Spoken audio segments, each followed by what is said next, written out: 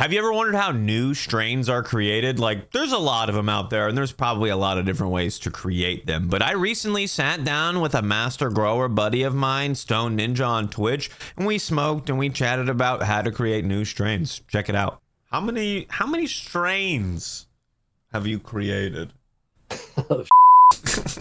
A lot, a lot of strains. A lot of them where I don't even remember most of them. I have to go back and look at the database. Like more than 100? We're close. We're around there. Around It's all 100. just Fuck. like with what I've done, and then all the side projects for other people and stuff. Like we're up there, man. Yeah. So what is it like? What is the process like? Is it There's a few ways. It depends on like if you're trying to do feminized seeds, photo period versus auto period. If you want to just do regular, just seeds, regular cannabis seeds, you have a male that you would select or build, and then a female with the same way that you would select or build. You get those two, have the male pollinate the female, and that's how you have seeds.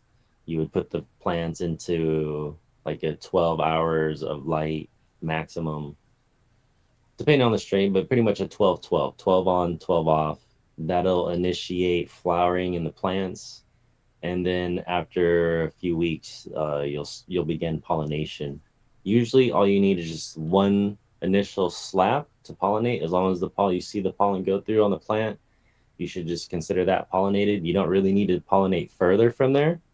You can, but what will happen is you'll have different stages of seeds because the plants will keep flowering and repollinating, right, and making more seeds.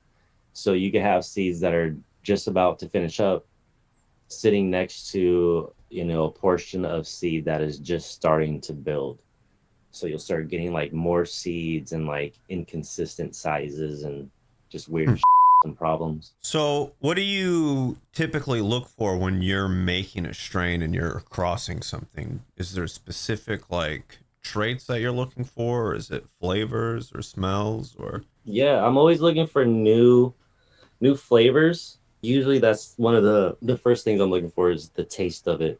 From there, I know I could build like potency and other attributes. But yeah, flavor is usually the first one because that's what's really gonna separate you from the next person. If you Okay. have something where it's like I found a strain that tastes like this, then people be like, oh really? And if it actually does, then wow, it actually tastes like that. So like certain fruits, candies, random stuff, you know what I mean? Yeah. So you say you said build on the potency and other attributes?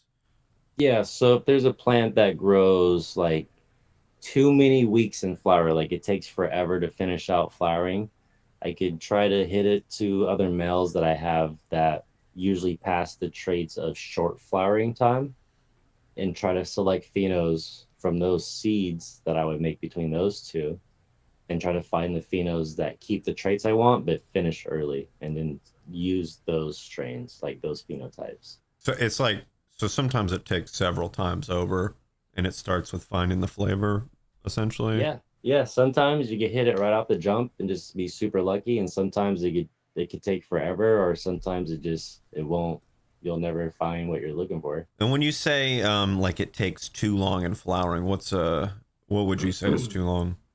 Anything past 12 weeks of Mm. flowering time. Yeah. So Yeah, that's once that's a long you time. could initiate veg time and grow it as big as you want, but the flowering time, you could only get a certain strains to flower so fast, you know. Hmm. So some of them they take like 16 weeks. A lot of hazes Yeah. take 16 weeks, 24 weeks, like crazy amounts of time. Is it better when it takes 24 weeks?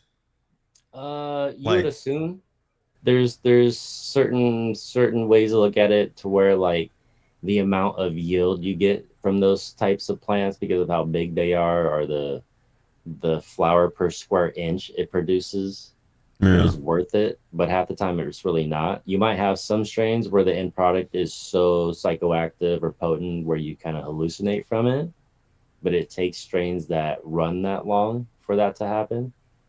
Mm. Um, those are kind of far and few. I've only really noticed those traits in sativa dominant strains where I've hallucinated or like tripped out. Not really. Yeah. I've never really had a visual hallucination, but like a audio hallucination, like hearing. I've had that on weed before. Off of something that flowered for a long time or took a long Yeah, time. off of a more sativa dominant strain. Yeah. Yeah. If you enjoyed that chat and you want to hear more from StonedNinja, check out my link tree. The top link will take you to that green video website for the full unedited, uncensored version. Have a lit day.